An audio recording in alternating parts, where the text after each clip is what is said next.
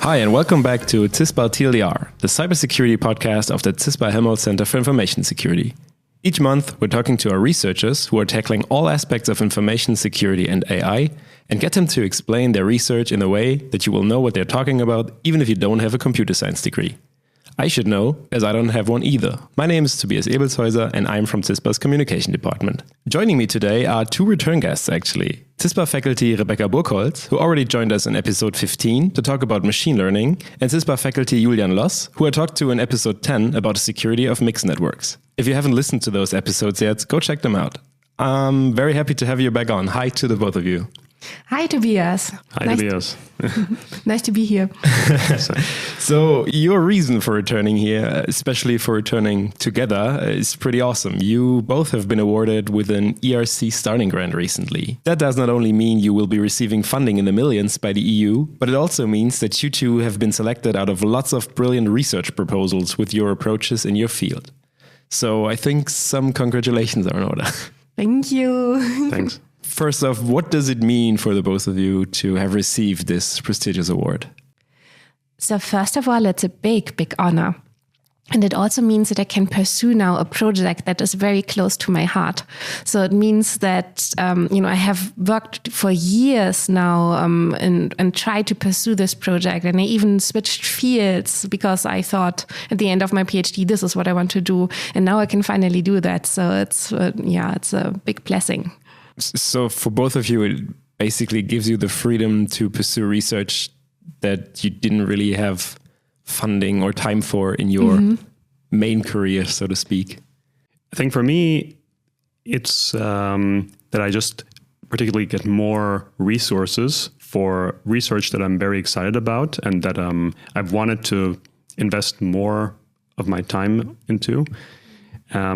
So I think I've been working in this area for quite a while, but there are many natural questions which I want to now answer as part of this ERC proposal. And this funding gives me the opportunity to do that. With the necessary resources, I can hire the people to work on these projects, start collaborations, invite guests, travel. So it's very, very nice. Okay. Is it for you also that you would pursue now a more risky project that you might have otherwise pursued? No, I don't think so.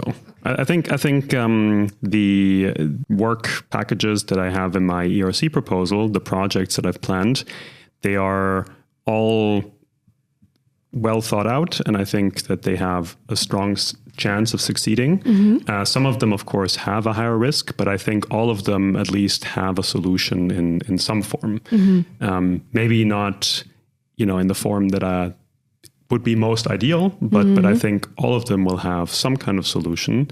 It's more like finding the right intermediate between what can be achieved and what I can personally solve. Yes. Yeah, so. Okay. Yeah. But just in terms of scale of what it means to receive this, do you have any idea how many other researchers in your field have tried to get this grant? I think the success rate in our field overall might have been something like 15%. Okay. And that's even selected for those who are self-confident enough to actually apply this grant. So exactly. And all proposals that are sent in are probably really excellent. People have thought about it. These are one of their greatest ideas. And there's also a risk attached to submitting a grant, actually, because if the proposal doesn't meet the standards of the European Commission, then one might also not be allowed to submit next year again. Okay. So people really take time and care and put a lot of care into these proposals. But you spoke a lot about the freedom that you now have to invest into these projects. But is there also a sense of that the pressure is now on, that you really have to deliver now that you're receiving all this funding? To me, not so much. I think the point of being in academia is to do research because not to produce, right, but because it's something that I care about and that I feel is relevant. And I think this funding just lets me do that without having to think too much about resources and hiring decisions. So to me, it's actually less pressure and more freedom. Okay. Yeah. For me, I must say I do feel a bit of pressure. But there are also parts of my proposal that are relatively risky. But at the same time, I'm also super excited about it. So, it's a good kind of pressure. So I really want to do this now. So now I'm, of course, very interested in what parts of your proposal do you think are risky. So let's just dive right into the research. Rebekka, your project is called Sparse Machine Learning.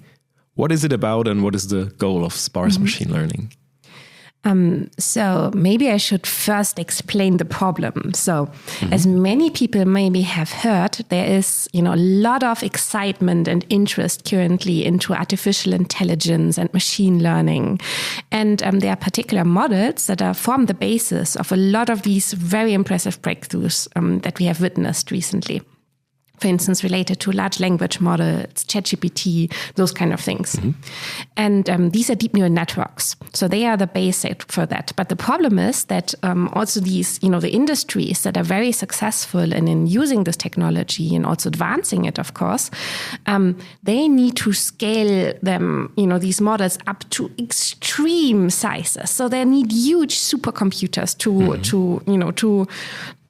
to actually be able to offer a service like ChatGPT. That is extremely expensive. It takes a lot of, it's associated with a lot of CO2 emissions even. It requires a lot of energy to do this kind of stuff. And researchers in academic labs can also not afford to do that. So that means that you see there is a whole industry that might have, and there really is very small portion of big companies are able to pursue now or to develop this technology in artificial intelligence that might really change the way we live, and we will become quite dependent on that.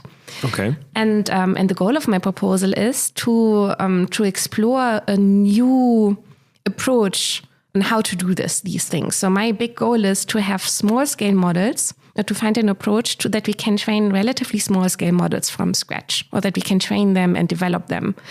And that is associated with sparsity. So that means that a lot of these parameters and a lot of components of these large models are actually not necessary and needed. And I want to find a new description and to do small scale machine learning. Okay.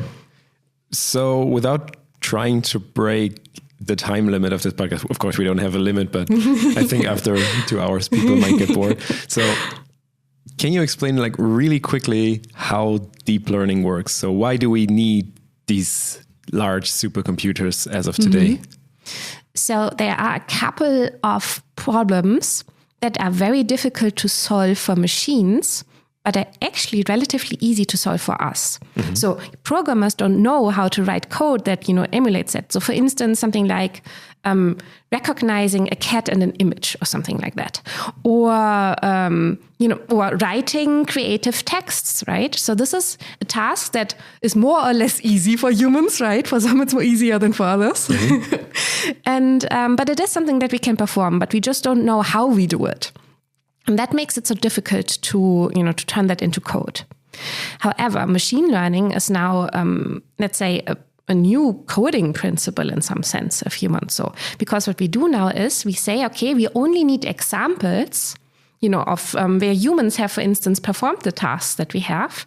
And now based on these examples, we can teach machines to do something similar or to solve the task. They might solve, the solution of the machine might be very different, or the solution approach, I should say, of the machine might be very different from what we are doing as humans. However, they use these neural networks, these large models, so they're essentially to fit this data.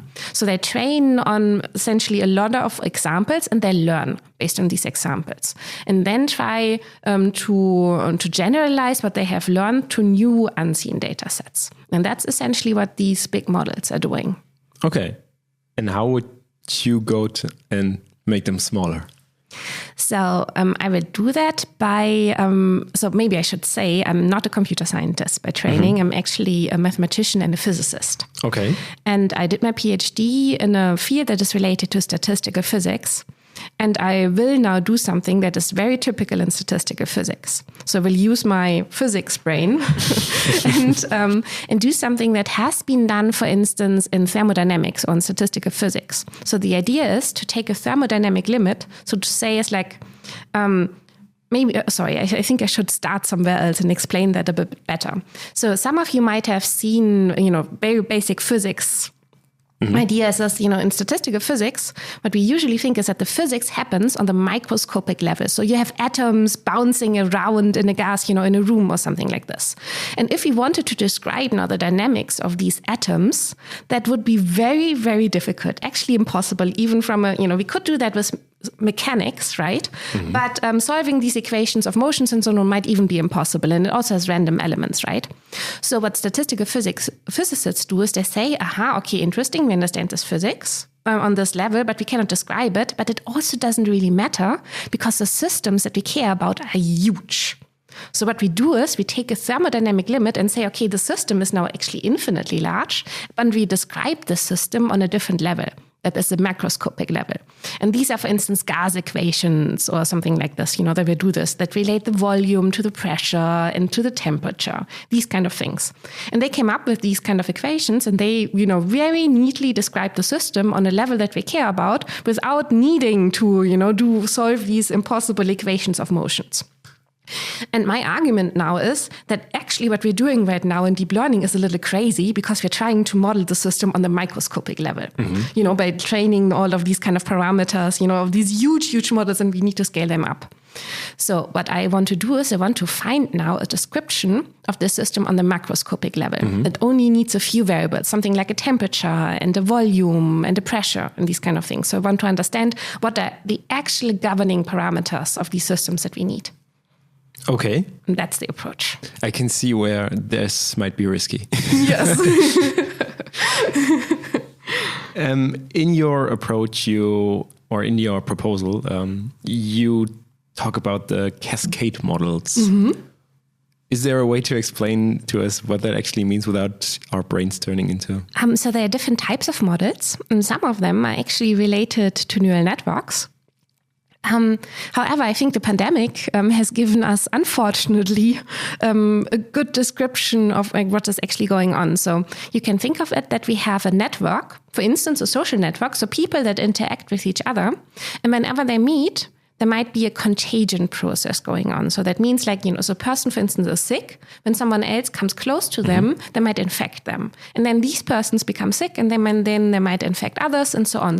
And then there's a cascade propagating through the whole network and, turns a certain amount of people sick. These are cascade processes.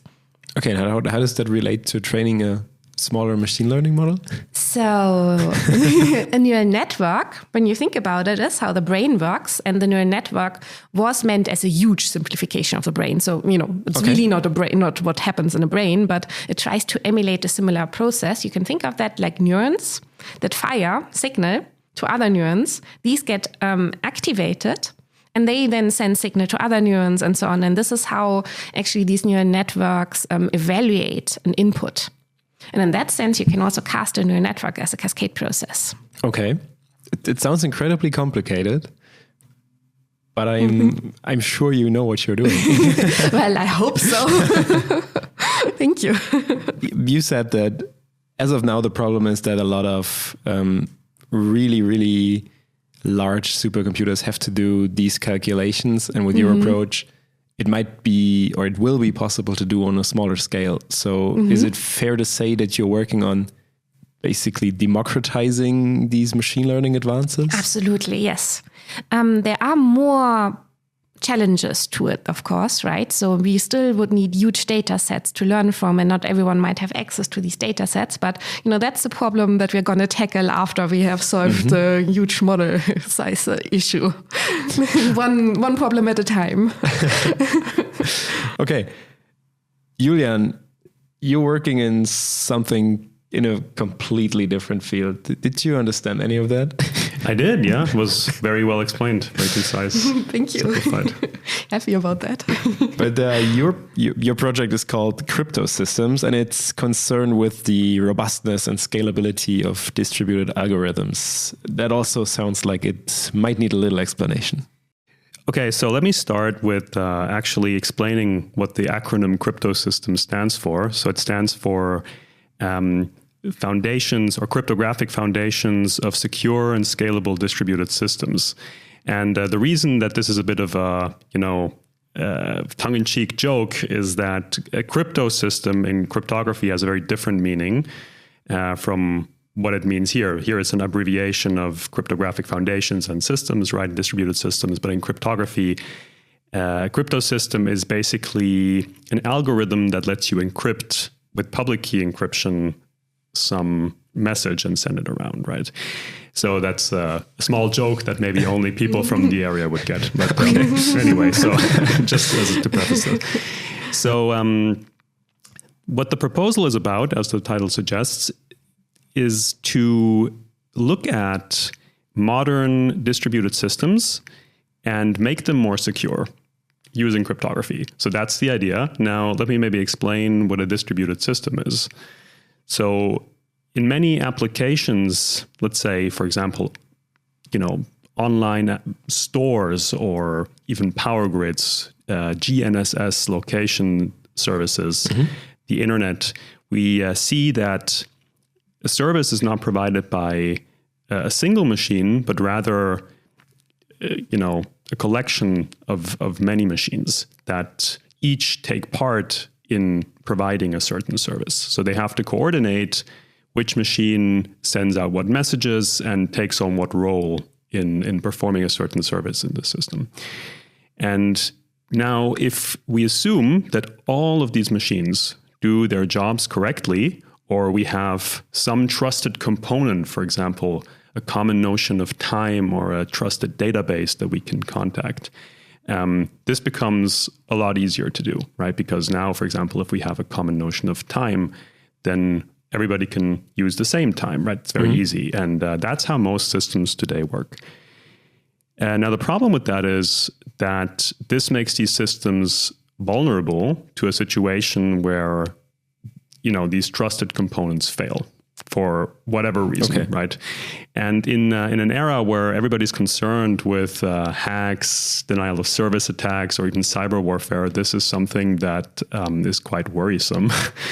And for this reason, there's a very big area in computer science concerned with distributed algorithms that provide a certain degree of robustness against such attacks. So you can assume that, say, 1/3 or half of the machines in this system do their jobs correctly, or strictly more than 1/2 actually. And then you can show that you can provide certain guarantees, even if the other machines behave arbitrarily. So they can do whatever they want, send incorrect information around, behave in completely unpredictable ways. The system will remain secure. Okay, so now how does cryptography come in? The point is, if you have cryptography, you can tolerate much more such misbehaving parties in such a system. Okay. And so that's one benefit of having cryptography. The other benefit is that using cryptography, it's possible to make these systems a lot more scalable.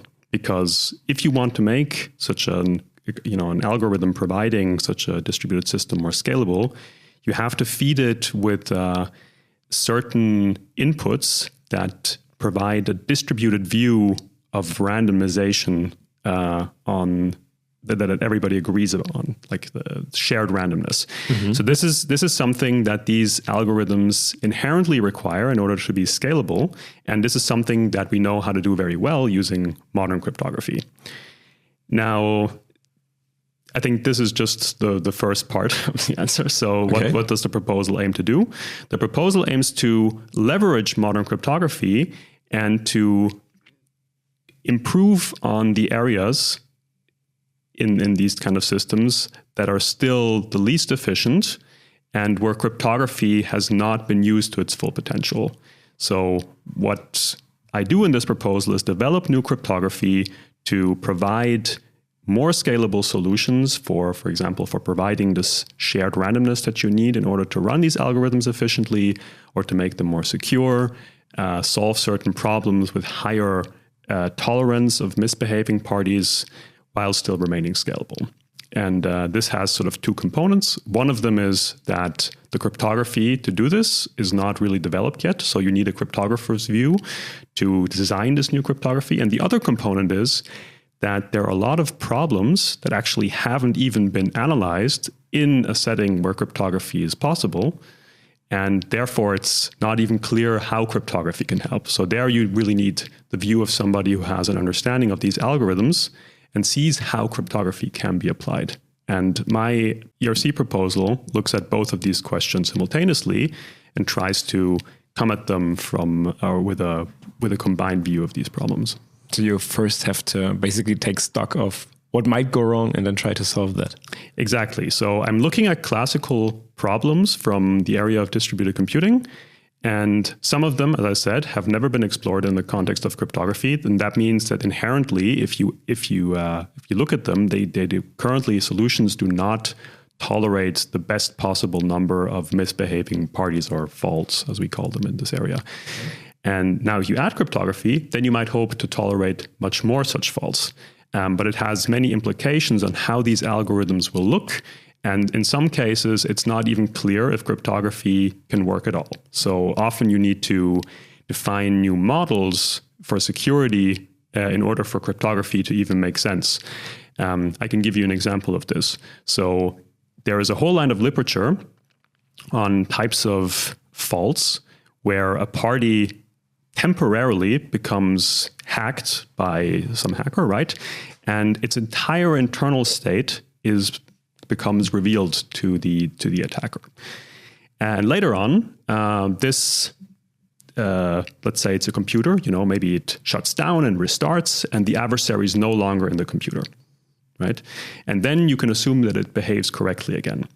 And there are algorithms that run for a long time, and as soon as sufficiently many parties have recovered, they work again correctly.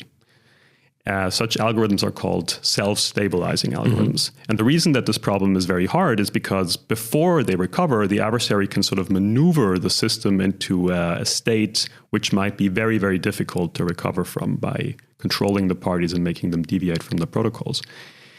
But this problem becomes a lot harder when you involve cryptography. And what is the reason for this?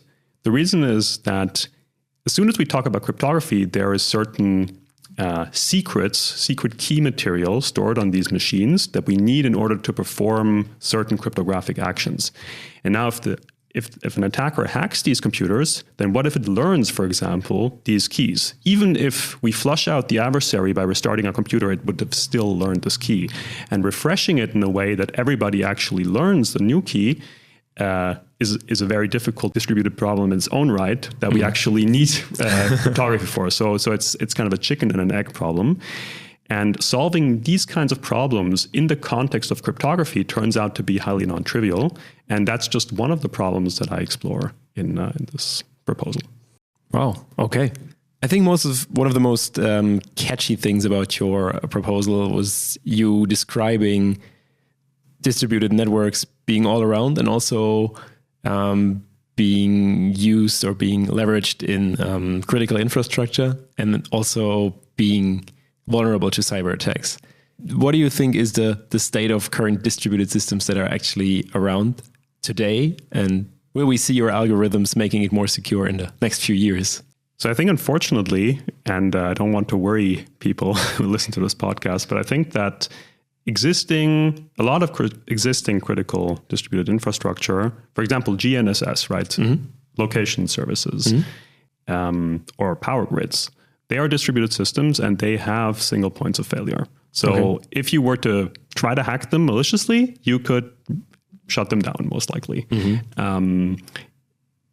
I don't know why this hasn't happened more frequently. Maybe for GNSS, the reason is that so many people all across the globe use it. So it's not really clear why we would want to attack it. But it's certainly not secure in the way that we would like it to be.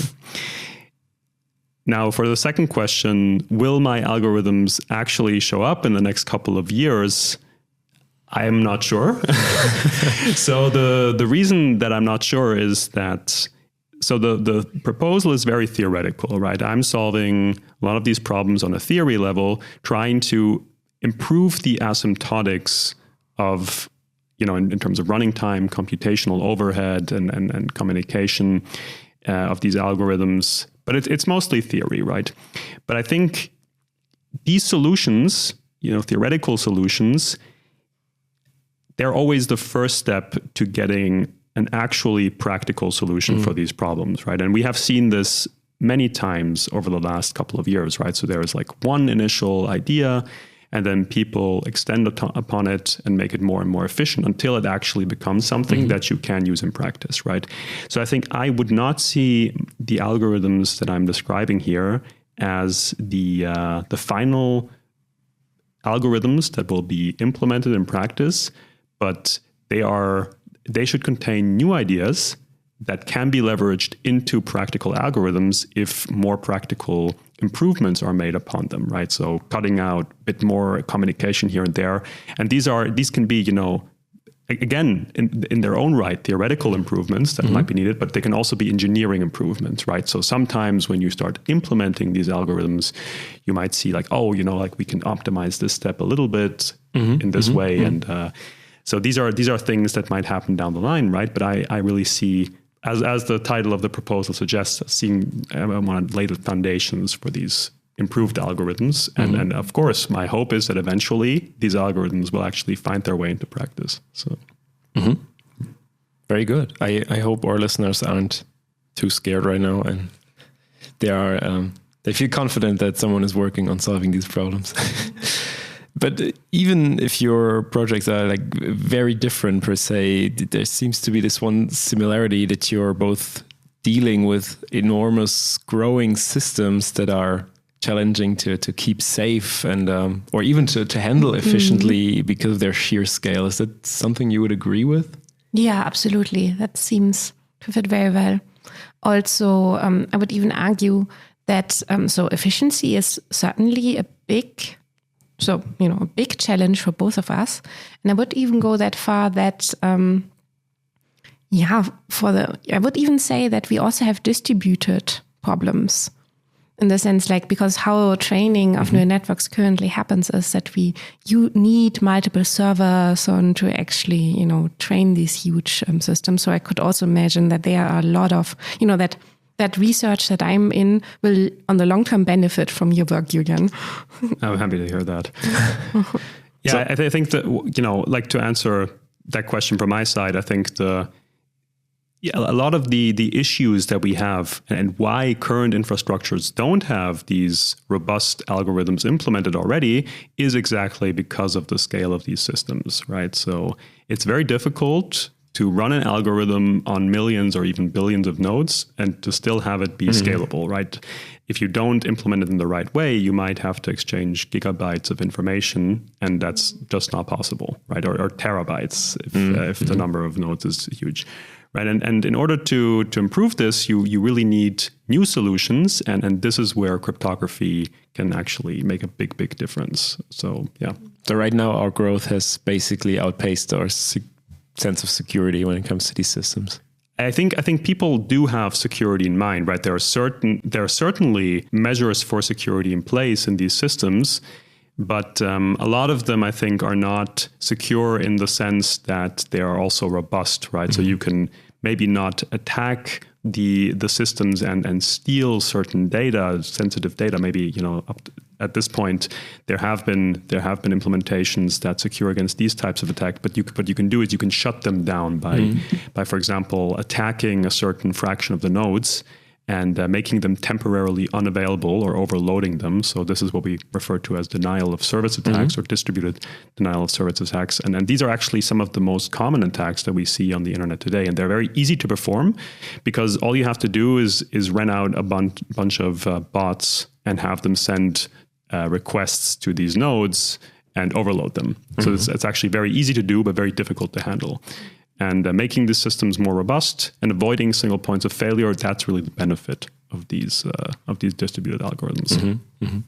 So would you agree, at least in my case, it is like, in order to even make that progress, so to also make sure, for instance, that machine learning models are secure and private and all of these kind of things. So, to enable even thinking about these questions, I would argue, we need to find ways of even, making sure that we can handle smaller systems, because a lot of algorithms, especially in this domain, would not scale to these huge models that we currently have. And they are also very difficult to understand and, to make progress in this direction. So for me, it's even the starting point, I would argue, to think about how to, make them smaller. And you need to live with it, right? Yeah, I think that's actually an interesting thought, because the way that scalable algorithms in the area of distributed computing actually work is that they take these big computations of the whole system and they break them down to computations on only a couple of nodes. So that's exactly what you just said, right? So essentially you will elect a small number of nodes who carry out the computation so that not everybody has to do it, right? And this reduces the costs by a lot. And now, why is this difficult? Because if you do it in a way such that these, this small number of nodes who carry out this computation are actually revealed right from the start to the attacker, then it could just shut down the small number of nodes and you wouldn't have any benefit, right? You're back to having sort of a single point of failure. And the way that we can solve this is by basically exchanging the nodes that carry out these computations in every step of the computation. So we rotate through them. And this is where we have to use or rely on this shared randomness that I talked about previously, right? So basically, we would like to elect these rotating nodes in a way that is unpredictable to the attacker. And that's why we need a common source of randomness so that we can actually elect them at random without the attacker being able to predict who is going to carry out the next step of the computation. And there we have another kind of joint, at least a commonality of our proposals, I would argue. In your case, randomness is needed to actually fool an adversary, right? So you need it so that you don't open yourself to attacks. In my case, randomness is needed to essentially set a lot of parameters that we currently have in these huge models to random value. So we set them to random values so that we don't have to deal with them and train them. So we will learn, actually properties of the probability distributions, but we also exploit randomness in this proposal, to handle these large-scale systems. Oh, that's very interesting. Okay. Yeah. Randomness is always very important in a lot of exactly. If you want to deal with, especially if you probably want to, deal with or gain efficiency, it might actually be a relatively, actually a principle. Yeah. In fact, for many algorithms in distributed computing, we know that there are certain limits that we cannot break without using randomness. So there are hard limits, right, for communication and for the running time of algorithms that depend on the number of nodes in the system, and it makes these algorithms extremely expensive if you don't introduce any randomness. So that's why randomness is so important for distributed computing. And by extension, that's why cryptography is so important, because generating this shared randomness is a difficult problem in its own right. But just in terms of terminology, a node in this system is basically one computer? Exactly, yeah. Sorry, okay. No, don't worry. That's why I'm here. Yeah. But you know what? I think there is an even bigger truth to that to some degree, because in statistical physics, really statistical physics is about exploiting randomness or making assumption about randomness in the world to be able to describe the systems in the long term. So you could even ask the question, is our world depending in some way on a lot of randomness, not only to protect certain important functions, but even, to work, to be able to, to scale to these sizes. So the field of statistical physics basically says, okay, the world around me is so complicated, I can't really calculate it. So I'm just going to say, okay, it's this likely that this is going to happen. Yeah, that's the tricky part now of it. That's a philosophical question, right? Is it just I can't calculate it? So is my statistics, is the approach exactly, having a probabilistic model of the world even. Does that imply right now that I believe that the world is inherently probabilistic? So what is happening actually, has some randomness to it. For instance, you build it into your algorithms so that they become less attackable by a malicious attacker who could exploit structure, let's say. Or is my world, or is it just, a modeling convenience because to reduce complexity? But that means you make different assumptions about the world. And what I liked so much about statistical physics when I studied actually, that it was like, that it assumed the world is random. Okay. And I personally believe there's a lot of truth to it. But of course, that's an assumption. That's difficult to understand. So before you start your physics career, you just have to agree on, is the world really random or is there a deeper plan for you? Well, maybe both can be combined. I don't know. I just have to say, like, having both of you on this podcast at the same time, it just shows how incredibly diverse the research landscape at CISPA has become in the last couple of years. And I already hinted at it. Do you really understand what your colleagues are researching on? Or is it just like, this is such a very complex and deep topic that I can only grasp like the general sense of it? So I really like this podcast to understand more, to learn more about what my colleagues are doing. And now that Julian explains it so nicely, for instance, his research, that makes it also for me easier to grasp, I think, at least the surface of what is going on. So that is very helpful for me as well. Also, by the way, preparing for our interviews together. And so that was a real pleasure. And I had the feeling I learned a lot about, what cryptography even is about. So that was a big benefit for me, actually, because I'm not even a computer scientist, so I'm always at awe, what people are doing here.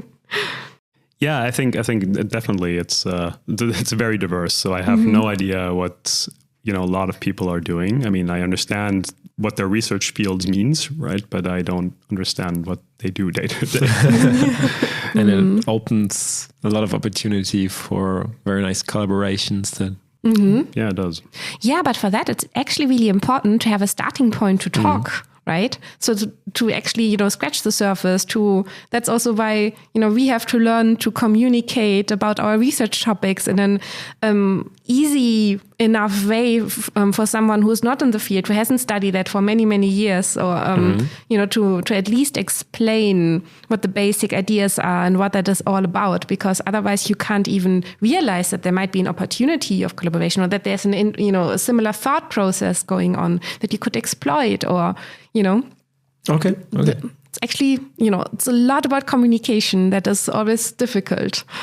Yeah, but that is, circling back to the ERC, is it when you try to get funding for one of these projects, do you have to explain it in very simple terms, or do you just go all out and give them all the very hard physical details? For me, it was written in a way that somebody, even without a background in cryptography, could understand the main ideas after reading the proposal. I think I tried to explain everything at a level that is understandable for a general computer scientist, at least. And I don't know how it would be for somebody who doesn't have a computer science background. But I think, talking about algorithms, at the level that I'm doing in my proposal, I think it should be understandable to many computer scientists. Yeah. And I think that's, as Rebekka said, right? I think it's very important to do that so that people can actually get the ideas, even if they're not directly from your field. Right? But at the same time, we can also rely on having expert reviewers of this. So, for instance, there would be a panel of computer scientists who are very strong in understanding different fields, at least within computer science. And also our proposals were reviewed by external reviewer who were selected then based on what we had proposed. So you would need both actually in the proposals. So you need to be able to convince a general computer science audience that what you're doing is important, and and explain why what it would have, essentially the impact of if you're successful, and maybe also give a grasp of how risky your whole approach is. And then at the same time, you also need to convince, experts in your field, that this is feasible sure. and that it makes sense. And this, you're not coming up, with a random problem that would be nice to solve, but, you have no idea of how to approach it even. So it also needs to be, of course, convincing and have a chance, considerate chance to succeed. I mean, it makes sense. If you have someone, in your case, who has been working with distributed systems for a long time, but has never taken too much thought about including new cryptographic approaches into this, you have to convince them to make sure, okay, this can help you in this sense. Exactly, yeah. So I think you talked before about, or I think all of us did, about talking to our colleagues, scratching the surfaces. And I think one of the main parts of my proposal and the main maybe strengths of the proposal is that it tries to bring together these two areas, right? So there are a lot of people doing distributed algorithms and there are a lot of people doing cryptography. But it's sometimes difficult for people in distributed computing to know about the newest developments in cryptography and how they can help for distributed algorithms and vice versa, right? So for cryptographers, it's sometimes difficult to identify what their new inventions can be used for in distributed algorithms, or what they should even work on to make these distributed algorithms more efficient and more robust. So, right, trying to sort of cater to both of these communities, that was something that was difficult in writing this proposal for sure, right? Just trying to, and that's also why I tried to explain, most of the proposal at a level that both of these communities or people, reviewers from both of these communities would be able to understand what I'm trying to say. That's why I put a lot of emphasis on writing it at this level. Right? Okay. Yeah. And I think that's also commonality again of both our proposals, that we are bridging communities.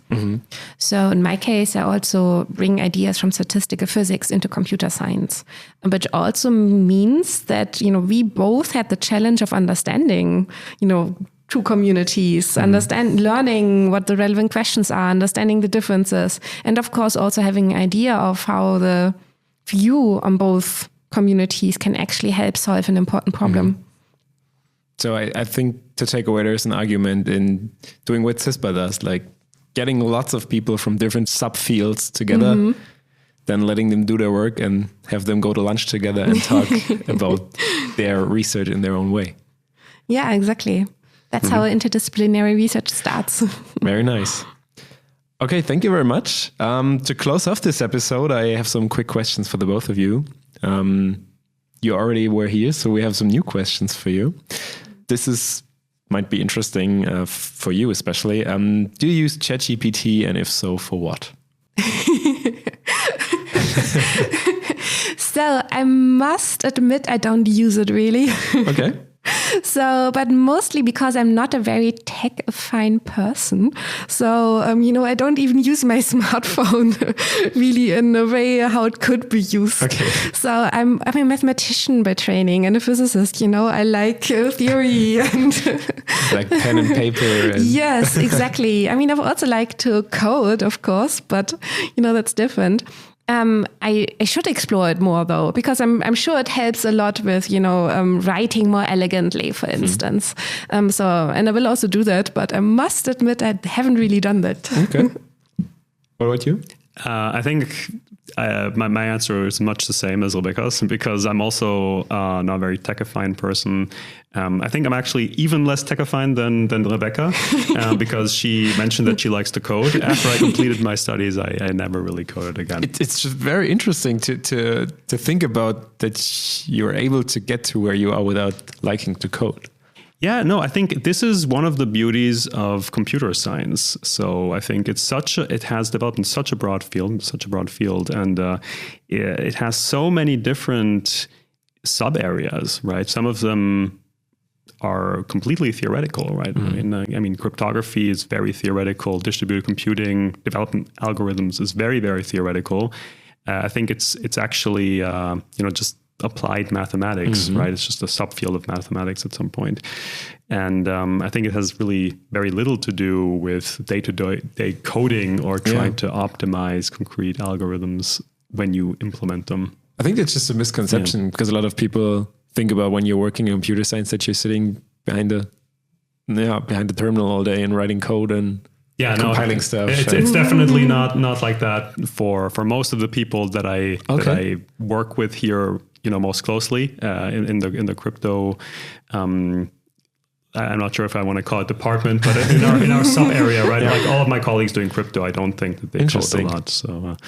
So you do the theory and let people implement the algorithms after the fact. Yes. Sounds good. And I must say, I'm too curious to understand, how it really works. So I find it very satisfying, to have a running program and knowing I've created something, this kind of stuff. Yeah. Okay. I can see that. No, it is definitely satisfying, right? Because if you have, a nice idea, and then, like, for example, a nice distributed algorithm, and then you have somebody who's very proficient at coding implement this, and it works, and your idea actually makes a difference, and it happens in the way that you expected, that's, of course, very, very satisfying.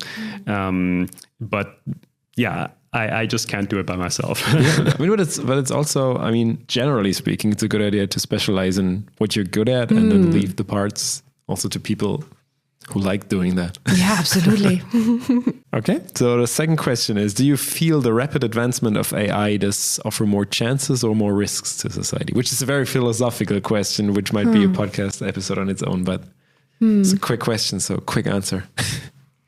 So I think I just choose to be optimistic, but I try to do that also in other areas of life.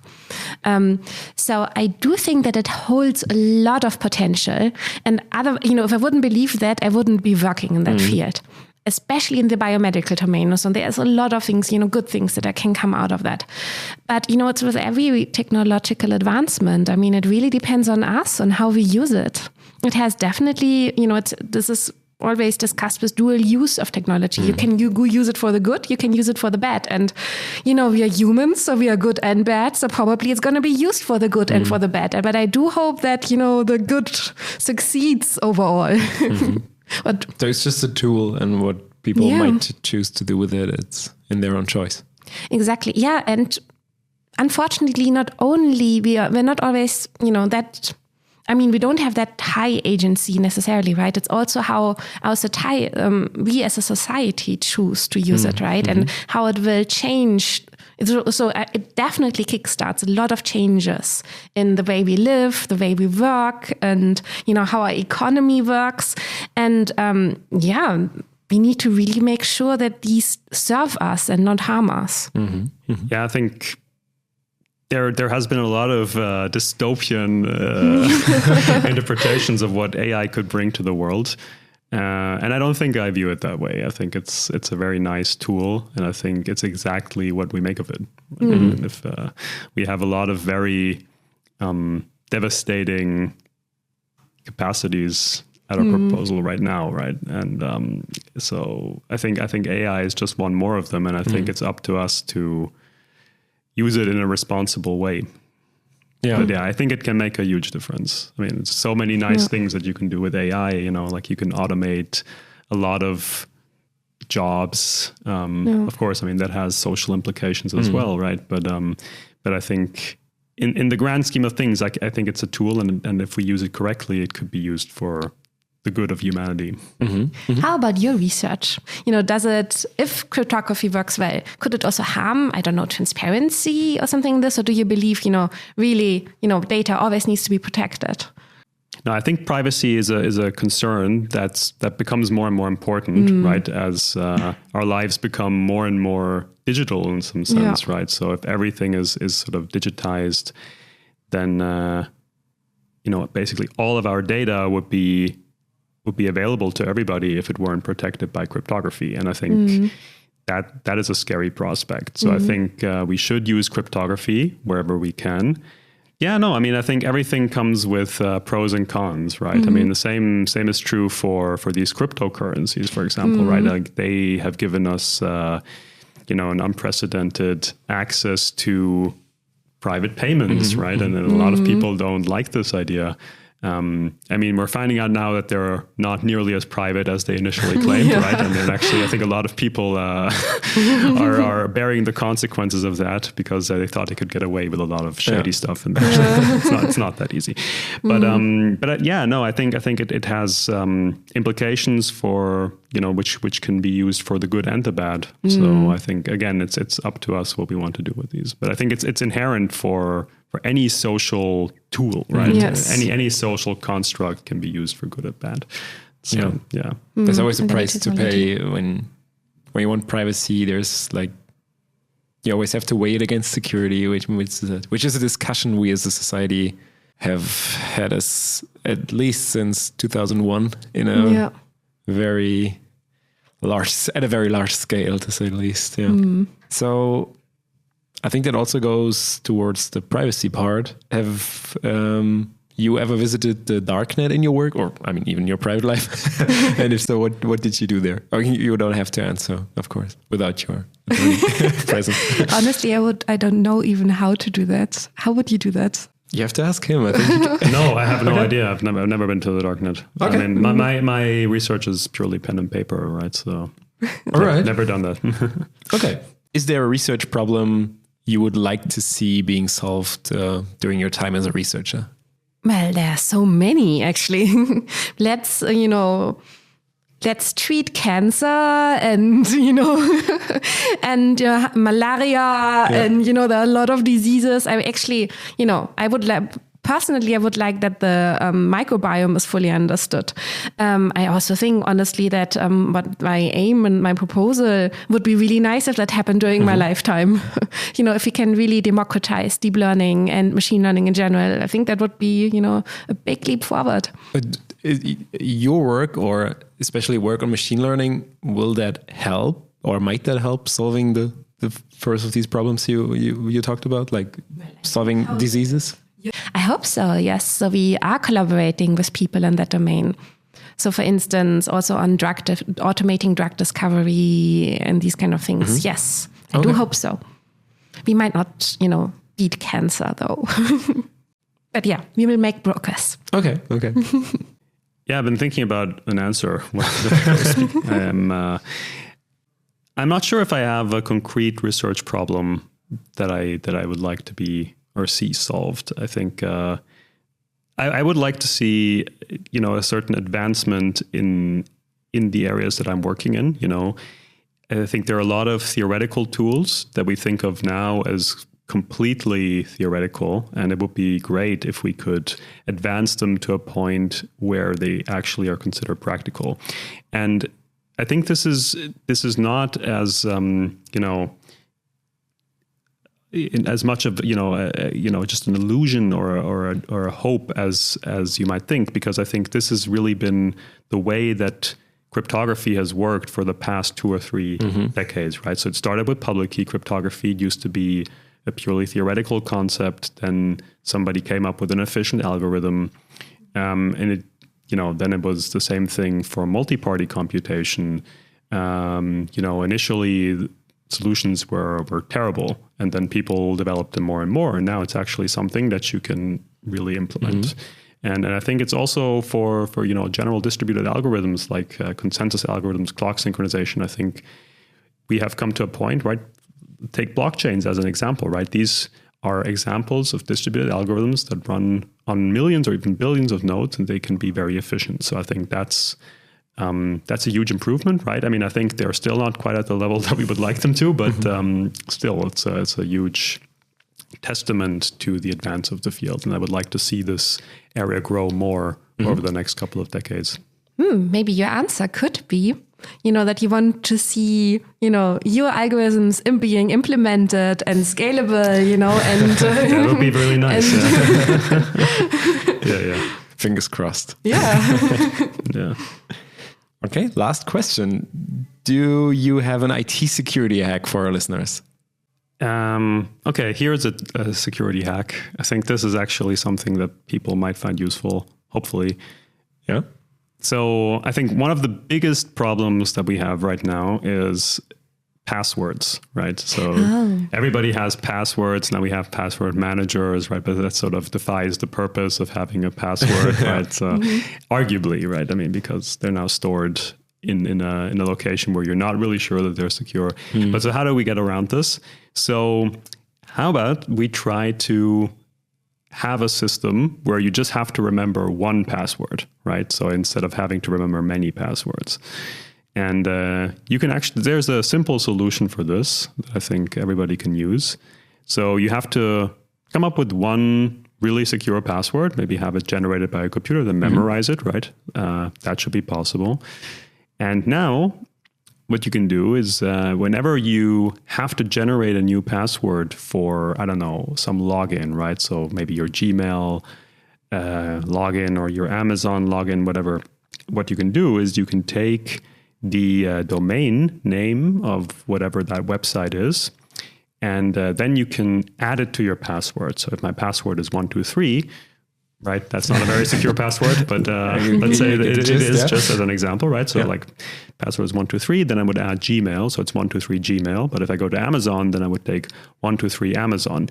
So now what I can do is I can use something called secure hash function. Maybe some people who are a little bit familiar with cryptography or cybersecurity know SHA, right? It's the standard implementation, and you can actually find this implementation just by Googling it. You can download it, or there are even websites that implement SHA. You can just run it there, and then what you can do is you can just take your password, and every time, like the password that you remember, right, the secure one, you add the name of the domain that you want to log into, like Gmail or Amazon, and then you input it to this secure hash function, and whatever comes out, that's going to be your password for this new domain, right? And now the idea is that the hash function, if you change the input just a little bit, then whatever comes out will be completely random to anybody who doesn't know the original secure password, right? And this way you can generate many, many passwords that look completely random and independent and are completely secure as long as nobody breaks the original very secure password. And your actual process of generating these passwords, I mean, someone has to come up with that you're generating passwords using a hash function, which is also... No, but even the nice thing is, right, even if they know that if you're using this hash function, they cannot determine your passwords, right? Because they would have to know your one secure password, which you can just keep. But now you just need to keep this one password. So this is my there's some brain function. Right. So, but it's a lot less, right, than if you have to remember a bunch of different passwords. So I don't know. I would argue that most people can remember one password. I mean, most people can remember their phone number, right? So... maybe don't use that. Maybe don't use that. Depends on how well you're connected. That's a very good tip. Also, and that's more secure than a password manager. I would argue it is. Yeah, I would argue it is because, I mean, it's not really clear when you download a password manager, right, what kind of security guarantees it really gives. I think the biggest problem with the password manager is that if somebody manages to break open your computer for whatever reason, right, then all your passwords are bare, right? It's like just like they're all lost at once, and the attacker has all of them, and with this trick, it does not. So, Julian, Rebekka, thanks so much for being here, for having been here. I really enjoyed this conversation. I think I have learned a lot about your research, and I've learned a lot about how science can develop further if we continue to communicate between the different subfields that are actually being researched here at CISPA. So again, thanks you for being here. The best of luck with your research going forward with your ERC funding, and have a great day, and maybe we'll hear each other again soon. Thank you so much, Tobias. It was a great pleasure. Thanks for having us. Thanks. Bye. Bye. Bye.